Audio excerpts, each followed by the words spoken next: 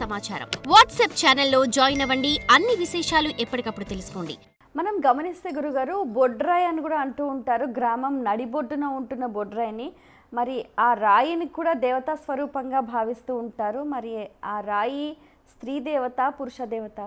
మీరు అడిగినటువంటి బొడ్రాయి అనేటువంటి అమ్మవారి విషయంలో సనాతన ధర్మంలో అత్యంత ప్రాముఖ్యత సంతరించుకున్నటువంటి దేవత ఎవరైనా ఉన్నారా అని అంటే బొడ్రాయి అని అంటారు తల్లి.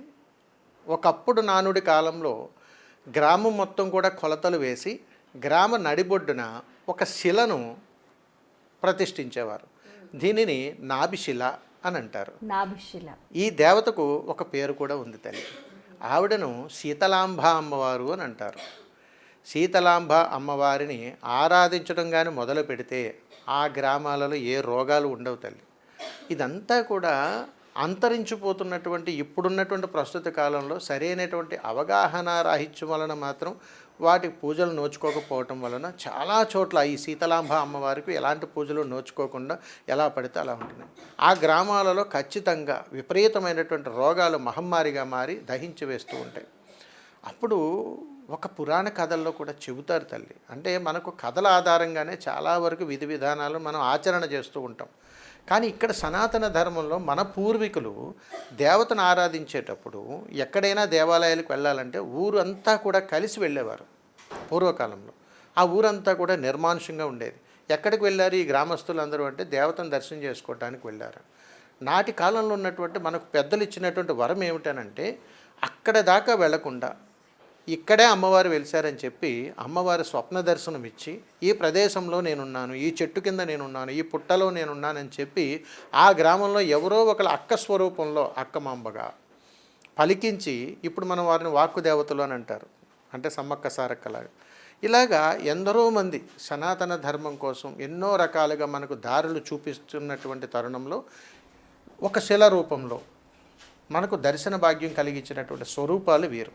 అయితే ఇందులో ఒక స్వరూపం శీతలాంబ అమ్మవారు.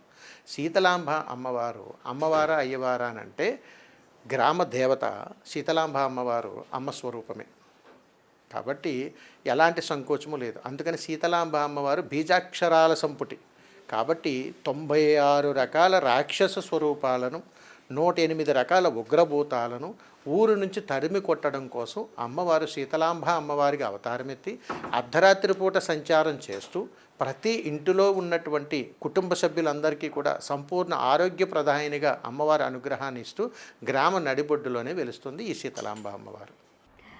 గురుగారు, మనం గమనిస్తే కూడా ఈ గ్రామ దేవతలకు సంబంధించి 7 మంది అక్కజెల్లెలు అని అంటారు. ఈ 7 మందే ఉన్నారా అండి నిజంగా? చాలా చక్కగా గ్రామ దేవతల గురించి మీరు అడిగినటువంటి 7 మంది అక్క చెల్లులు కాదు తల్లి. అమ్మవారి యొక్క స్వరూపాలు సుమారు 1001. 1001 దేవతల్లో అత్యంత ప్రాముఖ్యతగా మనం చెప్పుకునేటువంటి అమ్మవార్లు 108. ఇందులో శక్తి స్వరూపాలతో కలుపుకుంటే 111. వీరందరూ కూడా గ్రామదేవతలే.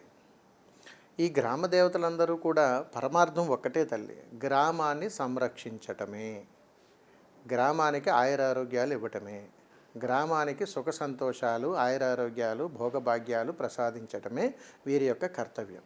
ఇప్పుడు మరి గ్రామాల్లో నుంచి అందరూ వలస పట్టణాలకు వచ్చేస్తున్నారు. ఇప్పుడు మొత్తం అపార్ట్మెంట్ కల్చర్ ఉంది. మరి ఈ కల్చర్లో ఇప్పుడు గ్రామ దేవతల్ని ఎవరని భావించాలి? ఇప్పుడున్న ప్రస్తుత కల్చర్లో అంటే మీరంటున్నటువంటి ఈ నవీన సాంప్రదాయంలో చాలా వరకు ఒకప్పుడు ఉన్నటువంటి చెట్ల కింద బ్రతికిన పూరి గుడిసెల్లో ఉన్న ఎలా ఉన్నా గ్రామదేవత వైభవం ఎప్పటికీ తగ్గదు తల్లి.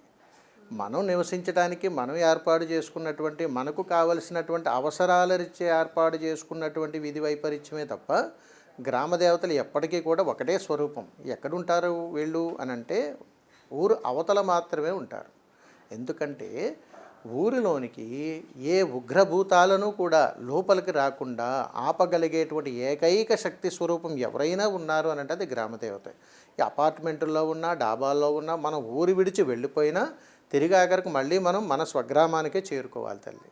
కాబట్టి జన్మనిచ్చిన తల్లిని పెరిగినటువంటి ఊరిని మనం ఎప్పుడు మర్చిపోకూడదు. అలాగే ఆ ఊరిని కాపాడుతున్నటువంటి దేవత కూడా. ఇక్కడ ఒక చిదంబర రహస్యం ఒకటి ఉన్నది. అపార్ట్మెంట్లు కట్టుకున్నా, పెద్ద పెద్ద భవంతులు కట్టుకున్న అనుగ్రహం ఎవరిచ్చారంటారు అక్కడ? భగవంతుడు. ఆ ఊరి గ్రామదేవతే తల్లి. ఆ ఊర్లో దేవాలయ నిర్మాణం జరగాలన్నా, ఒక మంచి సంకల్పం చేయాలన్నా, ఊర్లో పిల్లలందరూ కూడా ఉన్నత ప్రయోజనాలకు వెళ్ళాలన్నా, విదేశాలకు వెళ్ళాలన్నా, చక్కటి ఆరోగ్యాలు కలిగి ఉన్నారని అన్న కారణం ఎవరంటే ఆ ఊరి అవతల కొలువై ఉన్నటువంటి గ్రామదేవత. వాస్తవికంగా గ్రామదేవత యొక్క విలువలు కానీ, గ్రామదేవత యొక్క ఆచార వ్యవహారాలు కానీ సంపూర్ణంగా కానీ ఆ గ్రామస్తులు కానీ పాటిస్తూ ఎప్పటికీ ఉన్నారు కాబట్టే గ్రామాలన్నీ సుభిక్షంగానే ఉన్నాయి తల్లి. మనం మధ్య మధ్యలో తెలిసినటువంటి అవగాహన రాహిత్యం వల్ల చేసేటువంటి పనుల వలన వీటిని మూఢనమ్మకాలుగా కొట్టి పాడేస్తున్నటువంటి విధానాలు మనం చూస్తున్నాం. For more videos like this, subscribe Big TV channel.